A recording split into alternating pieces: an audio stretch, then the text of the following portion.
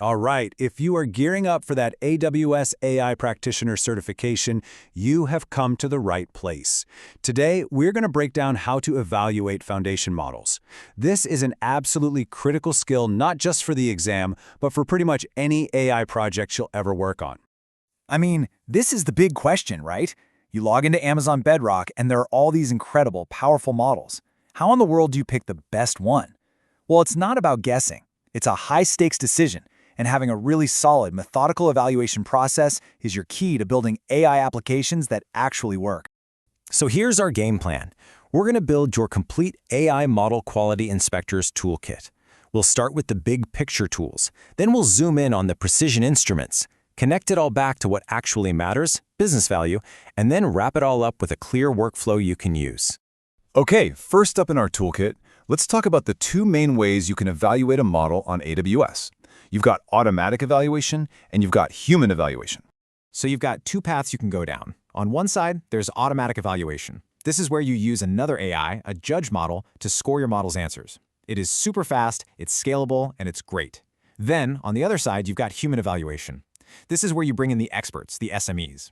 Now, it's definitely slower, but humans, well, we can catch all that subtle stuff, the nuance, the tone, the context, that an AI judge might just completely miss. So how does that whole automatic process, one AI judging another, actually work? Well, it's a pretty cool four-step cycle. First, you give it a set of benchmark questions and the perfect answers. Step 2, your model takes a crack at it and generates its own answers. Then, step 3, the judge model compares the two. And finally, boom, it spits out a quality score. Now, you might have caught a really important word on that last slide, benchmark. Benchmarks are the absolute foundation for both automatic and human evaluation. They're the secret sauce that makes an objective assessment even possible. So what is a benchmark dataset? Honestly, just think of it as a standardized test for your AI model. It's like the SATs for your AI.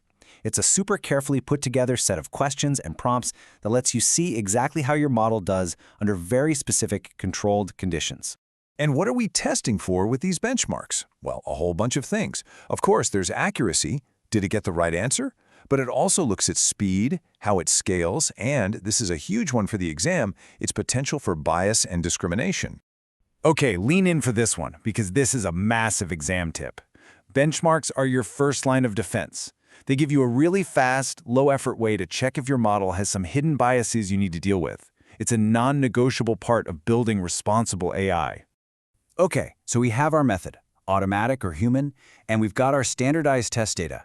Now, let's open up that toolkit and look at the real precision instruments, the specific technical metrics you'll use to actually score the model. Seriously, you might want to screenshot this slide. This is your go-to cheat sheet for the exam.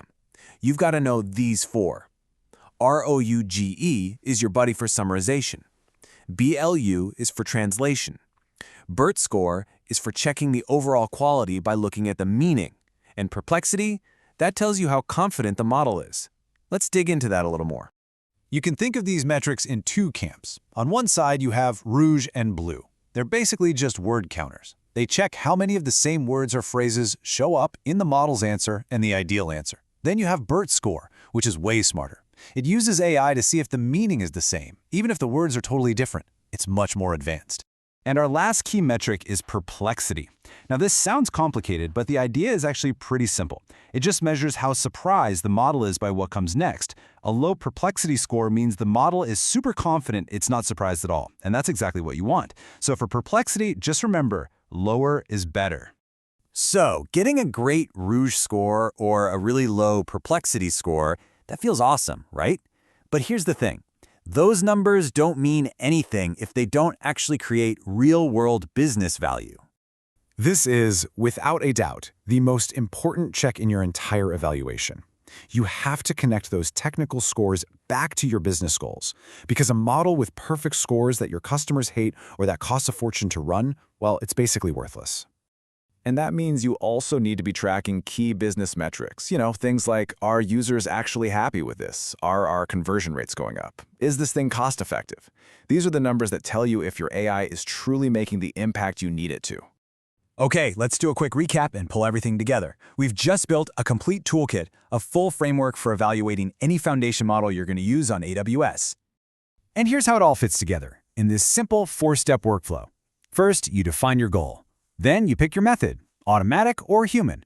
Next, you select the right mix of metrics, both technical and business. And finally, you just keep going through that loop. Analyze, iterate, and improve. So, I'll leave you with this final thought. A little scenario to chew on. Your model's technical scores are off the charts, absolutely perfect, but your customer satisfaction scores are tanking. What do you do? Answering that question? Well, that requires the kind of thinking you'll need not just to ace the exam, but to be a truly successful AI practitioner.